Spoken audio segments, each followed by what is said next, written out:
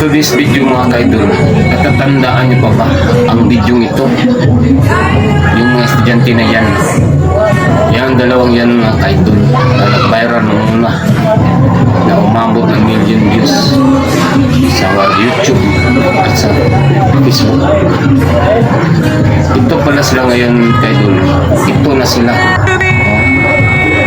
Ito na sila ngayon kaidol.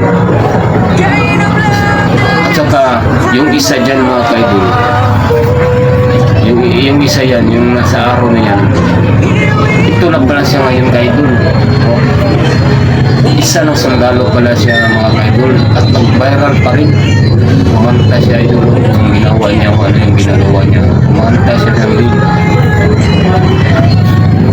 Iwan ko mga kaidol kung saan ba yung lugar yan, yung kinukantahan niya ng mga tao sa kanyang paligid mga kaidol ay parang mga isang mga Muslim na area yan siya, isa na siya sundalo mga kaidol.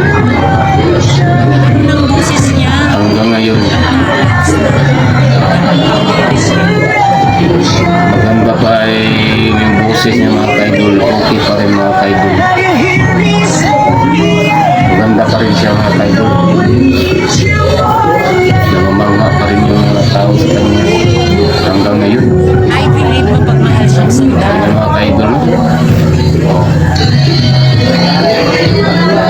maganda pa rin ang boses at sundalo na parang successful na sundalo na pala yung batang ngayon. Mga tao-tao na mga bata pa sundalo na pa. Yan mga kaidol, hindi natin bali yung viral yung una, yung kumakanta minsan buwan sa mga malalaman natin kung ano na ang buhay ngayon, kailang taon ng pagkalipas. Ito na pala sila ngayon. Tayo'y maano natin sarili na ganito na pala sila ba ang itsuhan lang ngayon, no? Sige natin, bata pa yan una, ngayon ganyan na pala siya na mamamangha talaga tayo mga kaidol, lalo na kita naging idolo na mga na-idolize natin sila sa kanilang na-viral na video na magaling talaga sila kumanta, maganda yung boses nila mga kaidol. Kaya yung mga idol lang, ang babay lang sa inyo mga kaidol.